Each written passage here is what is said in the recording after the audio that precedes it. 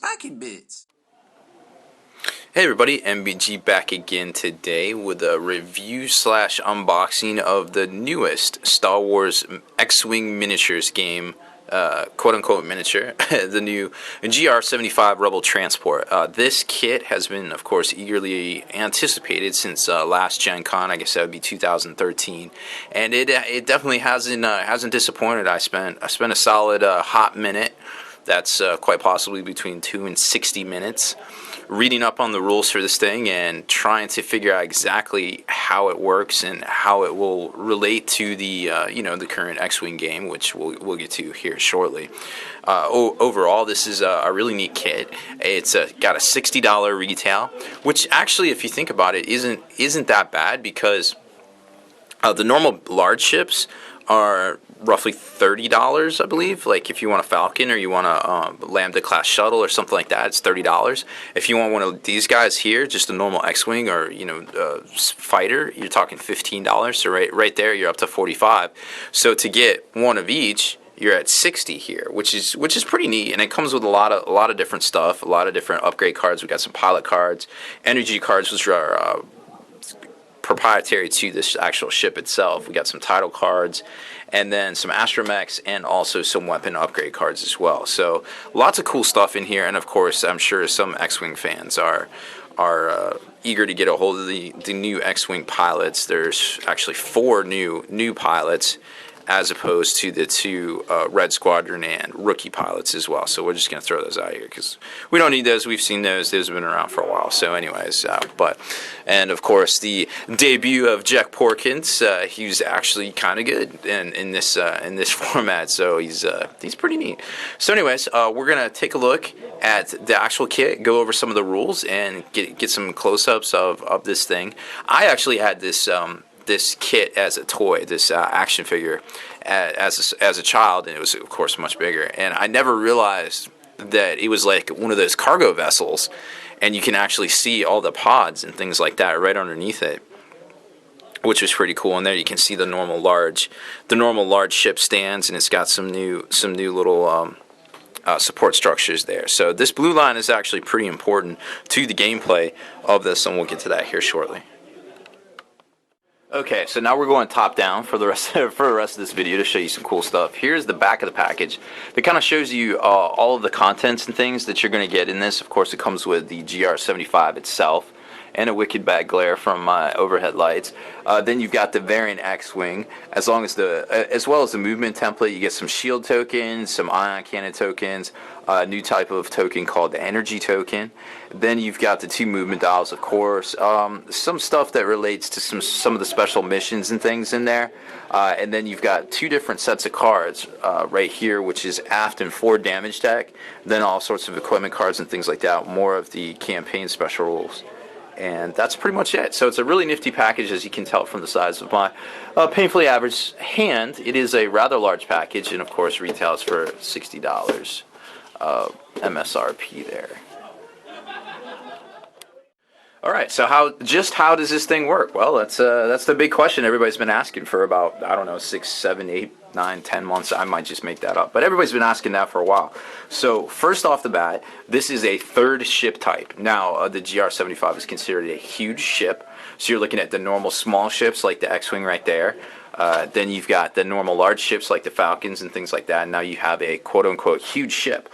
Also interesting enough, part of the huge ship dynamic, you see the lightsaber moniker from the original episode 4 movie from the 70s right next to the name of the ship. That is the symbol for epic ship, or epic play rather, which is basically like Apocalypse when you compare it to Warhammer 40k. This is not meant for tournament play as of right now. There is a little caveat in the Fantasy Flight rulebook that says go to their site and they give a link, and I haven't gone to it yet because, you know what, I really wanted to share this with you guys. It's that important to me, so we got to see it, we got to talk about it, and the rest, we'll leave all the meta and speculation for everybody else. We're just going to talk about the product right now, right?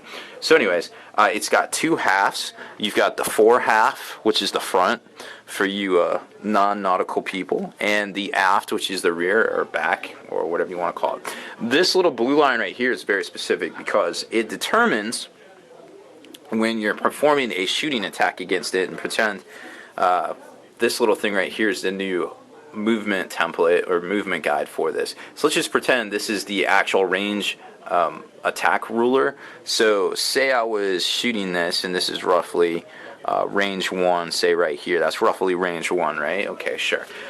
If this does not cross this blue line, this is going to hit this section here. If somehow I was able to position my fighter to hit right here, say that's the distance, and it hit right here without going through that blue line, then the attack would go on the 4 section. And then of course there is corresponding damage decks for both aft and fore, or front and rear, as you can see here. They kind of show up in red, like that would be the aft deck. Let me move this up a little bit for you. That would be the aft deck, and that would be the fore deck of damage. And they also, when you flip them, they're very similar things like critical hits, hull breach, damage stable, direct hit rather, and then you've got some other stuff here too. So things happen and you flip them up or you flip them down, and you just kind of never know there. So it's just kind of one of those things. So let's take a look at the actual stats on this particular ship. This is the card here. So you're looking at 3 for its activation. It's got 4 energy base. Then its agility is base is 0, and I don't think there's a whole lot of ways to actually improve that, and that's kind of part of the genius behind this mechanic. It's got 8 hull points or structure points, and then 4 shields, and then of course it's got all these normal, well, 2 normal rather. Those are the pilot upgrades, which we're all used to seeing since the large ships came out. Then also you've got 3 energies, which really remind me of the holocrons, I guess they call them, the Jedi holocrons. They kind of look like that. So you can have 3 holocron cards, or 3 energy cards rather, on here. Then you've got these weird looking symbols here, which we're going to go over in a few minutes as well. So just remember that there is each of these symbols here, and they are recover, reinforce, jam, and coordinate. This thing is a basically like a stat powerhouse. Its main function is to augment ships and mess with the enemy ships around it. So that's kind of what it does here.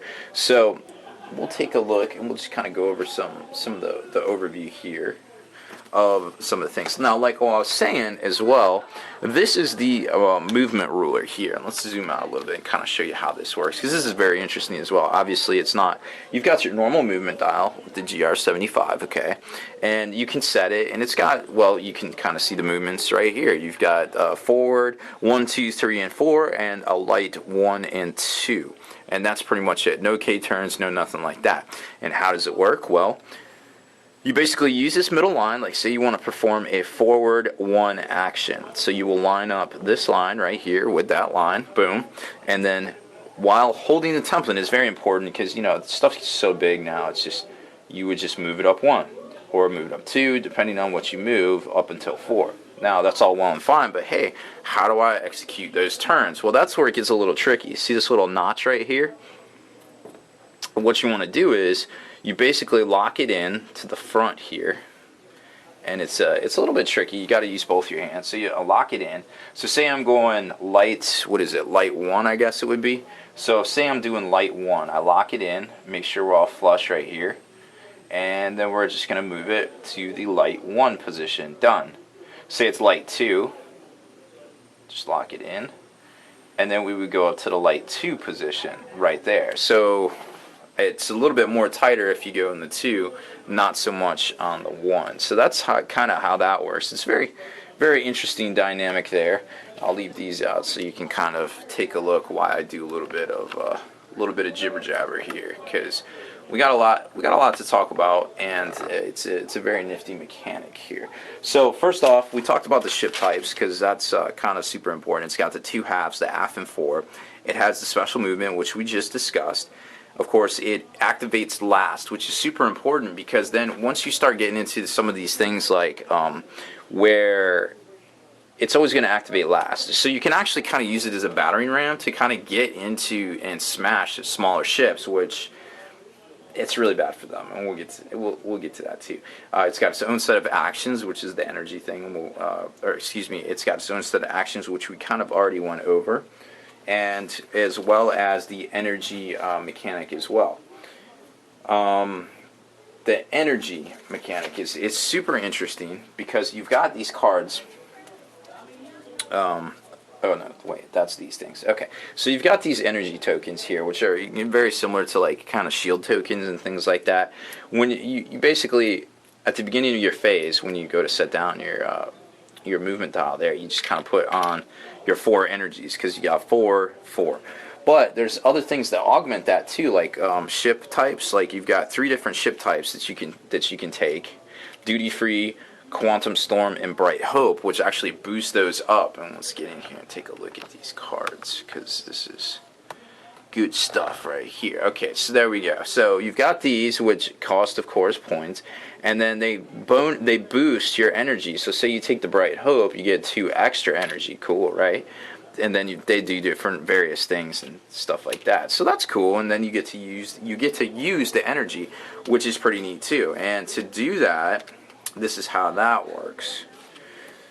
Let me find the page rather. Okay, so when you're doing energy, you always use your energy. It basically, you gain your energy back.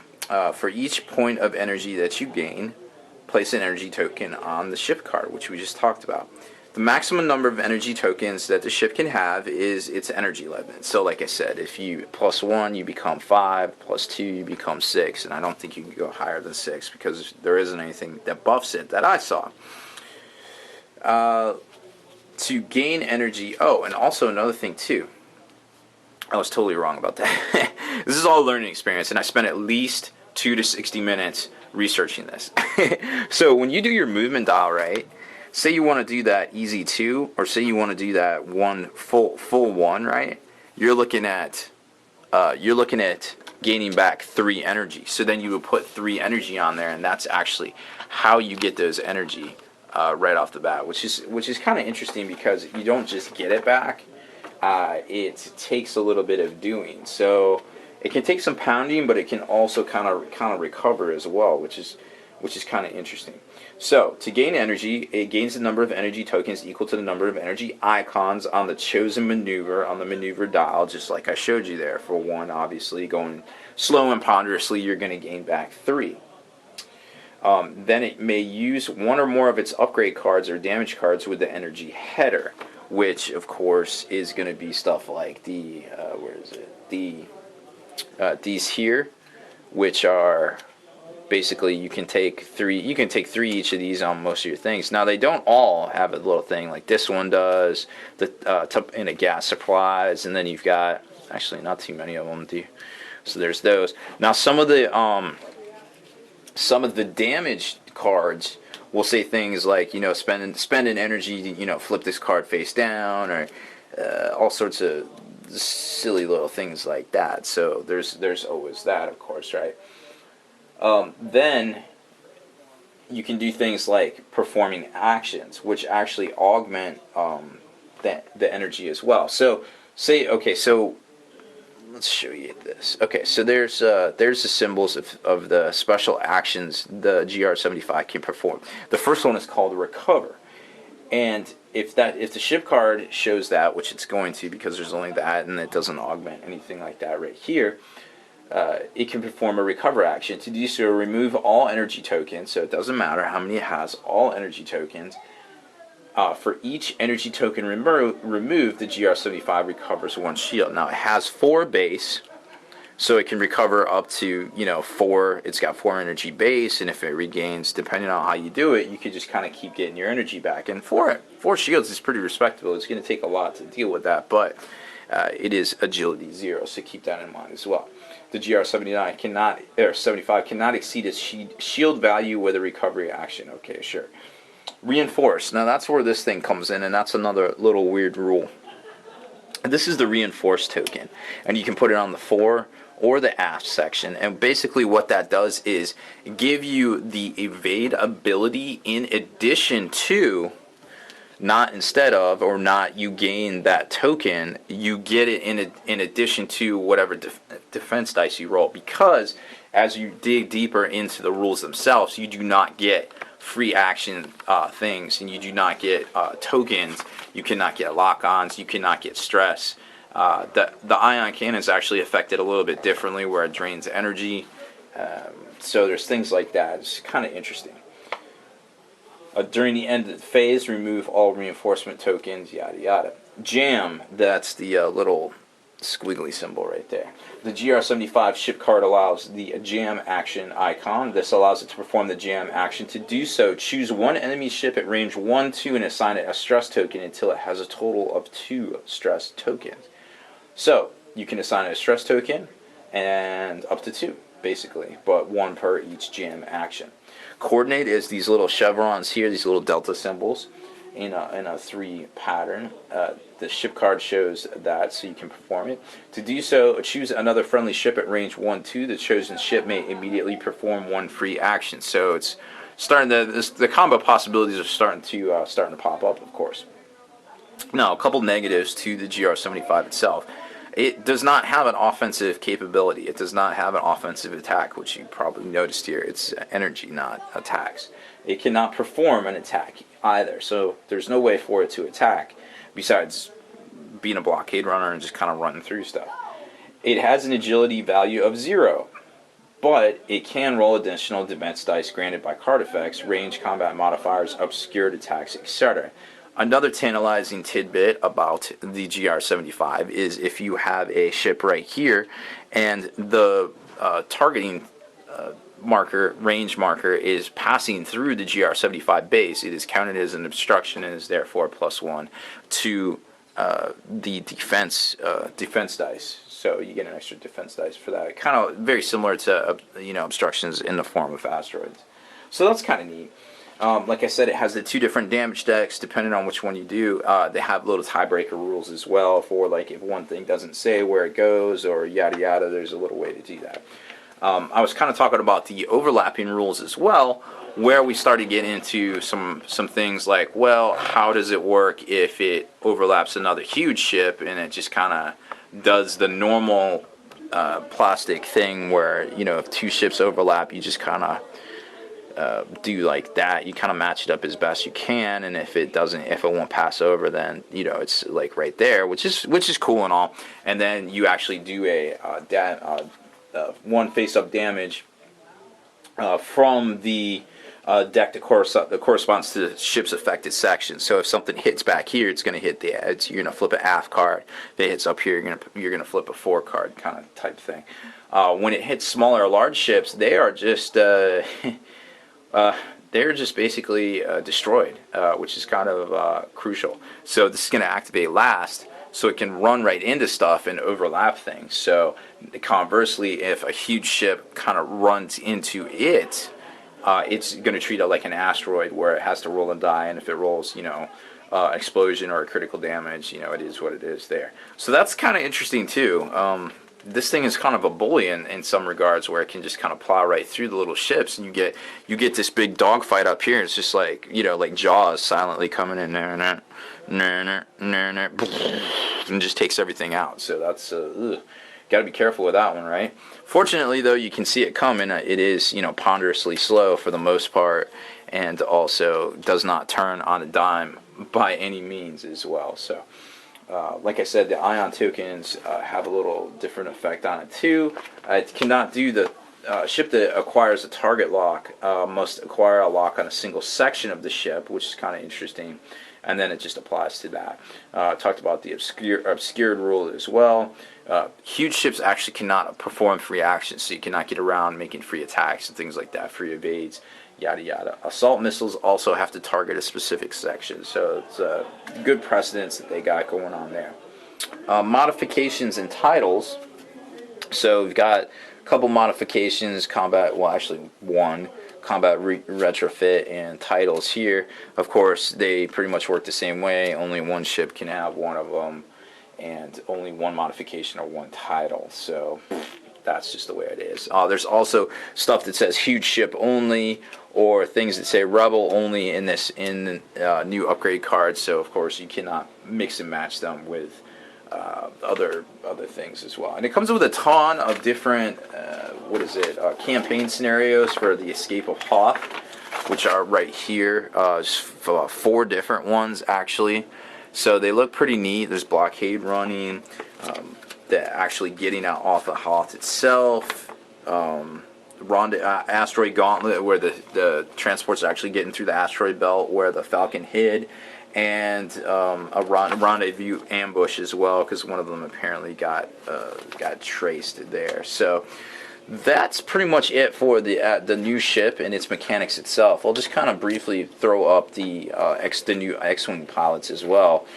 If you're a fan of Rogue Squadron or even some of the movies, you're going to recognize some of these guys, most notably Jack Porkins, because he was the big dude that bought it pretty early in the episode 4. So we got Wes Jansen, of course, Jack Porkins himself, and these guys are all roughly the same, except for Tarn, which I have no idea who this guy is.